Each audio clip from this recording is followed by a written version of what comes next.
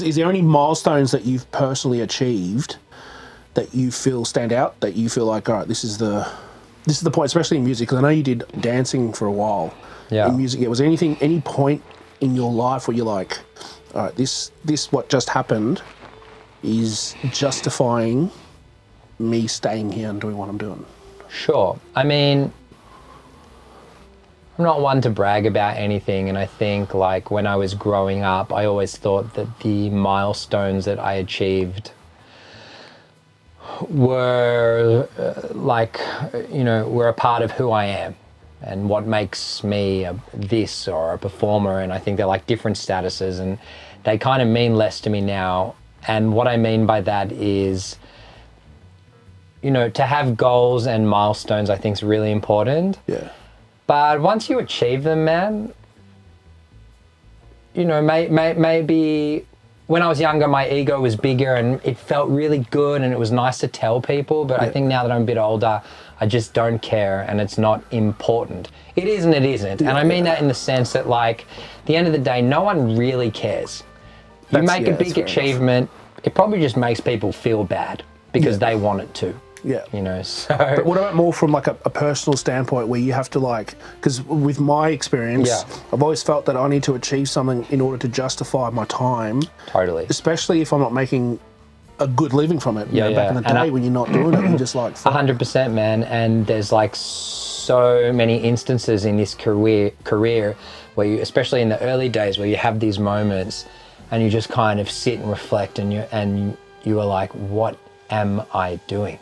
Yeah. Am I crazy? Yeah.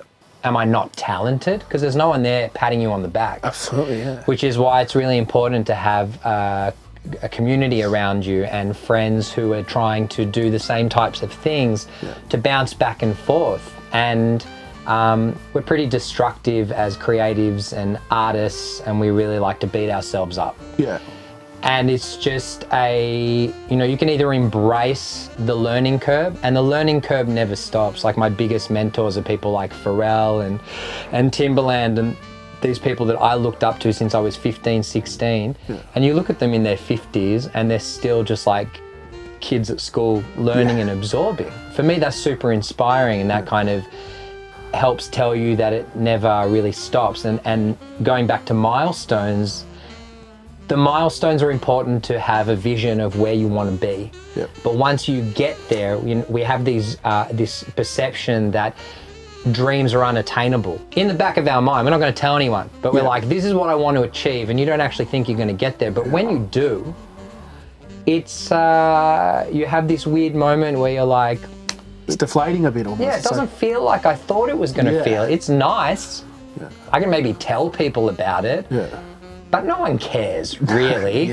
And you feel good about yourself, but then you just keep aspiring to reach new heights and new milestones and new goals. So the real gem is actually you reflect back and look at the journey of what you had to do to get to that point. That's what's exciting. Yeah. For me, if I had a conversation with Spike like 11, 12 years ago, when I was starting in my room, and I sucked, and I was borrowing my friend's laptop and another friend's guitar, like I had nothing.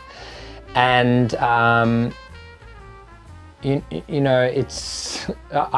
be stoked, first of all, because the first goal was to try and create a business where I am able to monetize through what I love. Yeah, I mean, that's the goal, right? That's the goal. That's the dream. And as time goes by, you got to do lots of jobs in between, and then when you go full time, you'll even find within that space, it's like, well, this was the goal, to do this full time, and then you're working with maybe clients you don't necessarily want to work with. You're doing jobs you might not really want to do. You're mixing tracks that you don't really like the style, but you have to say yes to everything initially because you need to pay rent and you need to eat. So it's always like this. And one of the pieces of advice I got from Tony Mance, Jack the Bear, was I was going through this transition. I was like having a family, and I was stressed about moving my studio out of my house.